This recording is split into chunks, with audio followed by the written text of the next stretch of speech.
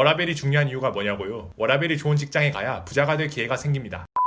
친구들 어서오고 안녕 석가람이야. 오늘은 워라밸이 중요한 진짜 이유에 대해서 설명해볼게. 동시에 워라밸이 안 좋기로 유명한 김현장 변호사가 왜 별로인지도 설명할 거야. 일단 워라밸 뜻은 다들 알지. 워크라이프 밸런스의 줄임말로 일과 삶의 균형이라는 뜻이야. 그런데 보통 워라밸이 중요한 이유에 대해서 물어보면 대다수 비슷한 대답을 해. 일과 삶의 균형이 있어야 여유있고 행복한 생활을 할 수 있다고 말이지. 뭐 당연히 맞는 말이야. 그런데 이런 의견에 반대하는 사람들도 많아. 워라밸보다는 연봉이 우선이라는 현실파들이지. 이런 사람들은 칼퇴하는 회사보다 일이 빡세더라도 돈을 더 많이 주는 회사를 선호한다 이 말이야. 그런데 나는 워라밸 안 좋은 빡센 회사에 가는 게 굉장히 나쁜 선택이라고 생각해. 돈을 좀 더 많이 준다 해도 말이지. 그렇다면 석가람아 너도 워라밸이 중요하다고 생각하냐? 라고 물어볼 수가 있는데 맞아. 나는 워라밸을 굉장히 중요시해. 그런데 워라밸을 중요시하는 이유가 여유있고 편안한 삶을 위해서가 아니야. 내가 워라밸을 중시하는 이유는 다름 아닌 부자가 되고 싶어서야. 이건 또 뭔 개소리냐 싶은 친구들이 있을 텐데 진심이야. 나는 워라밸 좋은 직장에 가는 게 부자가 되는 가장 중요한 준비 단계라고 생각해. 왜냐고? 그 이유는 다름 아닌 칼퇴하고 집에 와서 재테크 공부를 해야 하기 때문이야.